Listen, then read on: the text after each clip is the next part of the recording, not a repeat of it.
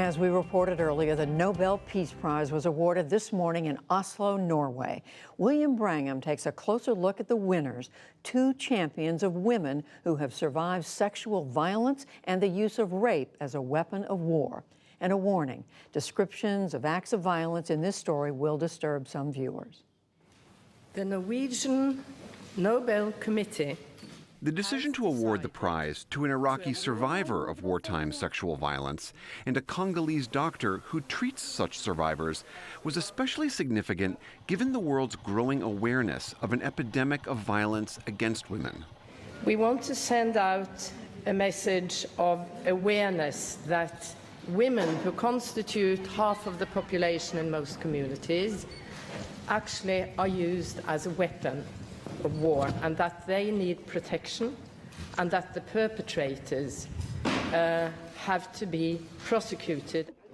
Prize winner Nadia Murad, a member of the small Yazidi religious minority in Iraq, escaped from enslavement by the Islamic State and became a fighter for those who've survived human trafficking. Murad was 21 when ISIS militants captured, raped, and tortured her back in 2014. During 3 months in captivity, she was bought and sold for sex multiple times. After her escape, Murad showed remarkable candor in telling her story and quickly became a well-known advocate for victims of sex trafficking and fought to protect the rights of refugees in Europe. In 2016, she spoke at the United Nations, urging the world to more forcefully confront ISIS and defend the victims of its crimes. All those who commit the crime of human trafficking and genocide need to be brought to justice, so that women and children who live in peace in Syria, Iraq, Nigeria, and Somalia, and everywhere in the world, all these crimes must be brought to an end today.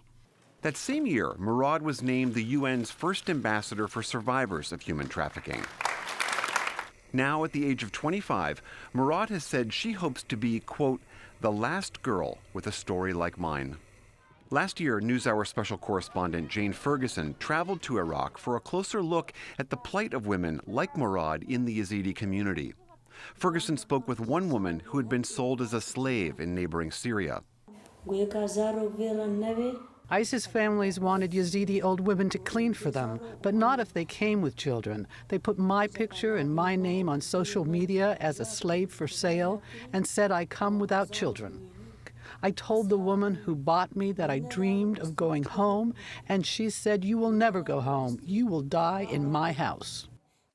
In 2015, special correspondent Marcia Biggs reported from northern Iraq on a group of girls who managed to escape from the Islamic State. They were pulling us from our mothers and beating us. The children were all put in cars. They said, "We're going to sell you to others, and you will have sex with them." The last time I saw my mother was when they took me away. Murad shared today's prestigious prize with Dr. Denis Mukwege. The 63-year-old gynecological surgeon has risked his life and his family's safety to treat tens of thousands of female victims of sexual violence in the Democratic Republic of Congo. Mukwege learned of today's news just after he'd finished surgery at the hospital he heads in eastern Congo. This longtime advocate for human rights celebrated the achievement with his colleagues and their patients.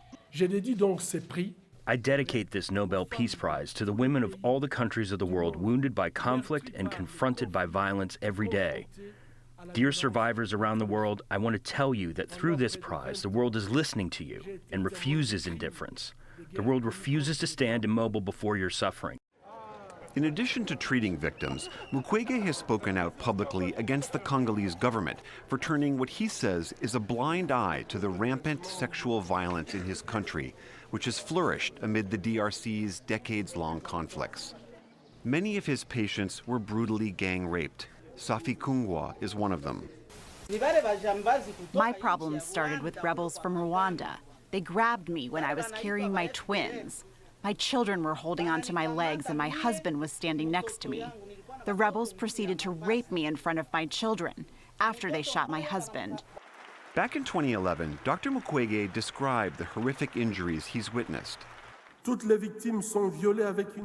the victims have been raped with unbelievable brutality. Those who managed to survive reach the hospital in a state of incredible physical and psychological destruction. Often they arrive with the genital system destroyed by bullets or sharp objects. an act of savagery unheard before in the history of the region. The doctor spoke of the personal connection he develops with each victim when he addressed the European Parliament in France back in 2014. I identify each violated woman with my wife. I identify each violated mother with my mother. And I identify each violated child with my children. For the PBS NewsHour, I'm William Brangham.